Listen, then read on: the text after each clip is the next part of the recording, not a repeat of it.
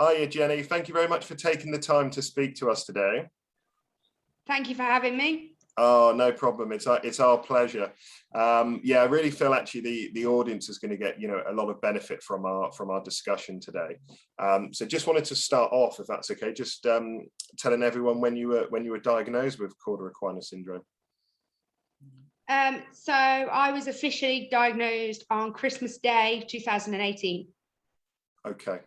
So you're so approaching sort of few year mark there. Yeah. Now I know you've obviously have had Pardon? 2 more surgeries since that, if that counts. Have you? Okay. Yeah, March just gone. So I had my CES original on the 25th of December 2018, and then the 11th of March 2021 I had it again, and then a week later I had a spinal fluid leak, so I went in again. Crikey. Okay, so you've had your fair share of operations, that's to say the least. Yeah. Okay, so and also we hear you've got quite a big love and passion of horses. Yeah. So and we know there's quite a few lovers out there as well, particularly amongst the group of CES. So just be really interested to know a little bit about that, and what you do and what life was like for you previously with your riding achievements sort of pre-CES. Yes, so I've had horses since I was about 4 or 5. I'm 30 now. I grew up eventing, show jumping, through the pony club, doing everything that a kid could ever dream of doing. I then kind of kept it as a hobby, and I worked in a prison for a couple of years, for about 5 years. Okay. Absolutely loved it, but still had the horses on the side. Still competed like when I could. And then I got scouted by a sponsor about 4 years ago. Yeah, about 4 years ago. And they asked if I wanted to do it full time, if I'd be interested in representing them. So I was like, well, obviously, it's every horse rider's dream. Yeah, it's every horse rider's dream. So yeah, I've been full-time sponsored now for about 4 years. Wow. I run that's incredible. Big yard. Yeah, I'm really lucky. It's a great sport. I bet. And like you say, from such a young age as well. I mean, following that through, I mean, like I say, it is literally like a dream come true, isn't it? At the end, it's oh yeah, 100%. It's literally, yeah. I'm very lucky. No, that's excellent. Really pleased for you. I mean, does that run in your family then? Do you have a lot of family members that follow that? Dad's story is that one day he went to the co-op to get some chocolate late at night. Okay. And he saw a load of kids hanging around outside the shop causing trouble, and he said, I don't want that for my daughter. So apparently they enrolled me in dancing, but I was like a baby elephant. Yeah. And they decided that wouldn't work. So I went just for a random lesson once and loved it. And then my mum and dad started as well at the same time. Oh, wow. So yeah, they had lessons and I had lessons as a child, and then we've just been in love since. Oh my gosh. So all stem back from that chocolate bar at the co-op. yeah, the chocolate bar, the late night chocolate feast. Look at that. Oh no, that's absolutely brilliant. And I can see already, in your face, just you can tell the love and passion's there, just the way you're I do love talking. No, so that sounds brilliant. So you've achieved obviously a lot of previously, which is absolutely fantastic. How are you finding life now, sort of post CES? Have you been able to compete, since your recent op? Or? Yeah, I've been really lucky. So I cannot feel my right hand down the back of my right hand leg and my right hand foot. And my bladder and bowels don't work. I am actually awaiting a colostomy bag because of my competing. Unfortunately, irrigating just doesn't work for me. I can't. I've been away literally for the last 5 weeks competing, and obviously haven't been able to go. So as everyone can imagine, it's not the nicest feeling when you get home and you're not feeling very well. So I'm actually going down the step of having a colostomy bag fitted. But yeah, going back to the competing, I've been really lucky. I got back on after about 6 months after being at Stoke Mandeville for a month, learning to walk properly again. I still walk with a drop foot. I struggle a lot with my fatigue. I nap all the time. Yes. And I went from riding like 6 or 7 a day and riding other people's horses and always being busy to feeling a little bit lost. I was a bit like, well, I don't know what to do. I don't want to live if I can't do what I've always dreamt of doing? How am I supposed to get a job? How am I supposed to do anything? And I went through that stage of, I suppose we all go through it, the depression side of it that we don't talk about enough. Yes. But yeah, I was really lucky. I learned to walk again. And one day my surgeon said to me, technically I can't do any more damage. He said, but don't go falling off. I was like, oh, Okay. can't promise that. Yep. Has happened literally last week. So, okay. I just got back on. I have a horse of a lifetime called Pinky. He's incredible. And I was like, right, I'm just going to get back on. I'm literally just going to sit on him and see how I feel. And I'm not going to lie, I had a full-blown panic attack. It was awful. I sat and cried because I couldn't work out where my foot goes. I can't feel my bum cheek or the private region. So I was a bit quite a surreal moment, I bet. Yeah, I was like, well, I don't know what to do. So basically, it was a bit like learning to walk again, or learning to do something, learning to ride again, basically. I just learned to do it differently.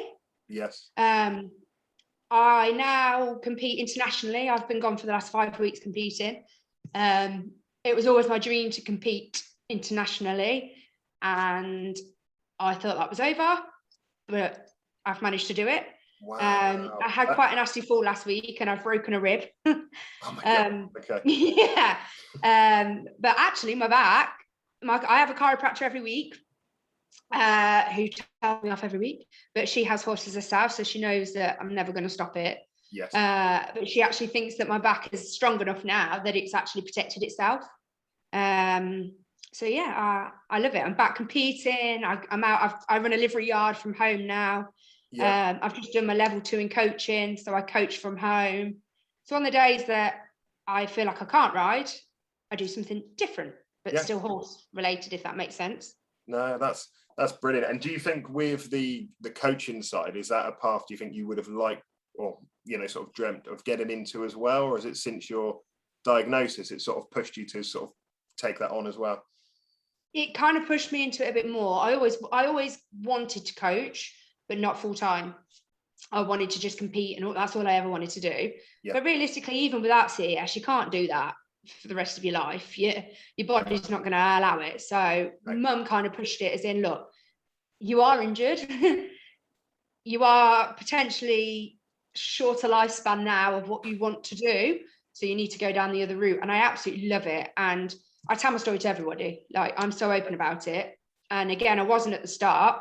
I was scared to leave the house. Like, I wouldn't even come out my house, wouldn't come out my room. It was awful.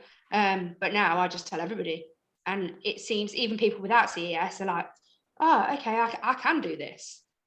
Yeah, I mean, to be honest, there will be, well, I know, hand on heart, as soon as this goes out live, for the festival, it's going to touch so many people. I mean, achieving that internationally, I'll just take my hat off. I mean, that's a massive, well done, massive achievement, honestly. But you should feel proud. I mean, that achieving that anyway, regardless of what you've been through, is incredible, isn't it? It's been a really hard slog. I'm actually looking at it now because I've emptied my suitcase onto the counter, and there's like 100 packets of pills. Yes. I have to look after myself. I have to manage my medication, and I have to make sure that if I don't feel like it, I don't do it. I'm really lucky that I have a fantastic team behind me. So I have someone that works on the yard for me, and have someone that comes to shows with me who do like the hard slog of it, and I just do the riding. But we love a nap. So in the day, once I've done my first round, we go back to the lorry for a good old hour for a sleep. Yeah. Like, don't be afraid to, if your body's telling you that you need a break, just take a break. Don't push yourselves. Yeah, no, it's a good message, honestly, brilliant message. I mean, how, talking about the sort of pain medication, you said your suitcase full there. How are you coping with your sort of, your pain and your fatigue? I know you said you're kind of know your boundaries when to stop, but what are you doing in your downtime? I don't really do downtime apart from sleeping. I'm one of these that likes to be busy all the time, and I should hand on my heart, I'm very open about it on my Facebook page that I struggle mentally, like really badly since this CES diagnosis, and going from being 1,000 miles per hour to actually having to slow down, it really affects you mentally. And I'm a huge believer before painkillers don't work, painkillers like this. Now I've actually sat down with somebody and gone through it. I'm a huge believer in, okay, I need to take them at a certain time. I need to make sure that I've got them set out. I need to make sure I take them regularly. And I don't just go cold turkey, because I'm a bit bad at that. I just don't take them for a few days, and then I'm like, oh, why am I in pain? But so you noticed the difference definitely when you've not been taking them. Oh yeah. Yeah. So 100%. I mean, that's obviously a strong message. So you would say definitely still your pain management is key for you. 100%. And I'm a huge believer. Yeah, chiropractor.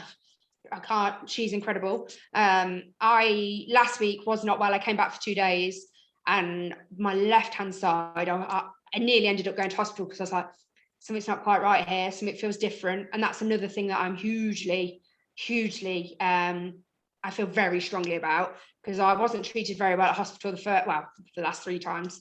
I was told that basically that I was making my symptoms up. So I am a huge believer that you know your body, and especially since you're diagnosed, if you feel something isn't right, make sure you go and you see someone, whether it's a chiropractor, whether it's a physio, whether it's your doctor, whether it's A&E. Don't be afraid or embarrassed. So yeah, my chiropractor is incredible. I struggled last week.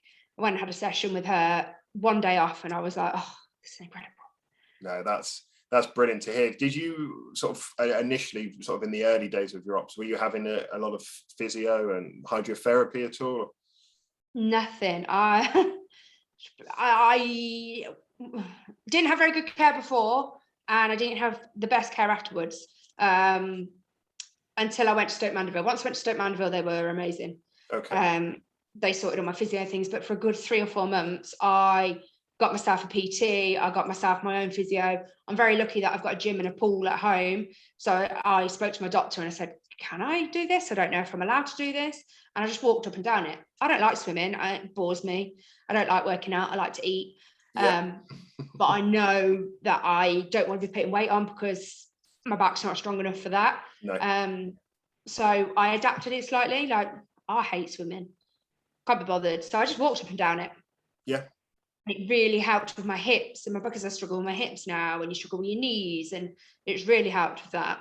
Oh no, that's brilliant. And I know, I mean, I've been doing hydrotherapy as well, and there is so many benefits, isn't there, to it? So, So many. Like I say, walking, you assume naturally just going for a short walk, it wouldn't be doing much, but the relief on your body is just incredible, isn't it, in the water?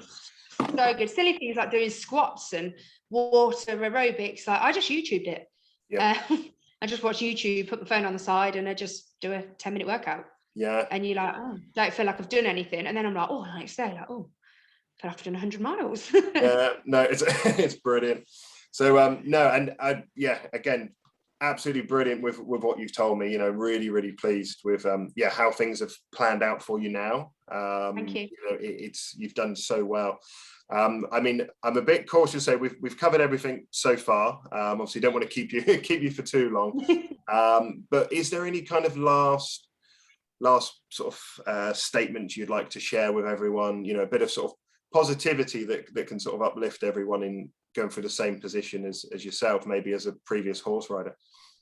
Well, not even just as a previous horse rider. Like, I know how hard it is for some people who have lost their jobs, or their family don't understand that some days you just don't want to do anything. But take that time, take a day off. It doesn't matter if you pause, as long as you keep going. It doesn't matter how long you pause for, as long as you know that you want to keep moving forward. My biggest thing is I use my social media, good, bad, ugly. If I've had a bad day, it goes on there. If I've had a brilliant day, it goes on there. And I found that really helps. Yes. And if anybody wants to speak to someone or needs any advice, they can message me. That's absolutely fine. That's brilliant. And some days I will reply saying, you know what, it's a bad day. Scrap it, go to bed. You can't be positive all the time. No. We've all going through a very tough time. And I'm a huge believer in every single person is able to deal with it differently and recover differently and has a different mental attitude towards it. So you've got to come up with your own little plan on how to do it, whether that's writing it down in a book saying tomorrow I want to go for a walk for 5 minutes. Then fair play to you, that's your goal. Yeah. Just little goals, and they'll get bigger and bigger and bigger. And a goal a day is what I say, even if it literally is the tiniest goal of, I'm going to get up and try and make a cup of tea. Yeah, just little wins, goal a isn't day. it? Little wins. Yeah, every small, 1,000%. Every small goal is a massive achievement.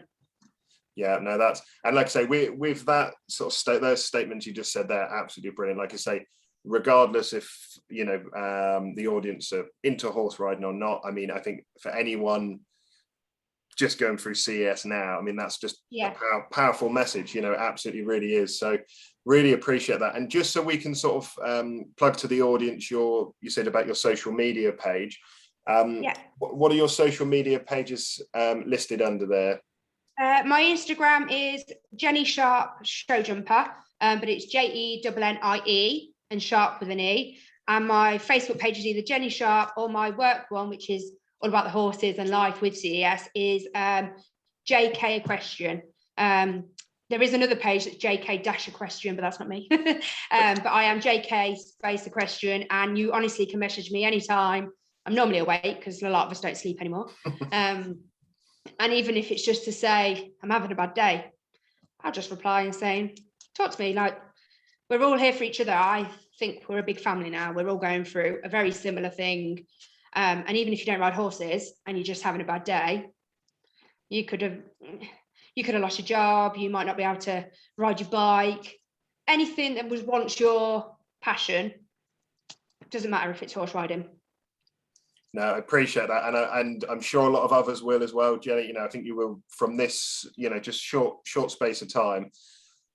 You know, I'm really certain this will inspire, you know, many others that are just sat at home, you know, struggling to speak out. So, you know, thank you so much for taking. No, thank you for having me, and I genuinely thank you for having me. Honestly, it's our pleasure, and wish you all the best, and look after those ribs as well, okay? Yeah. Thank you. Take care, Jennie. All the best. Thanks. Bye. Bye now.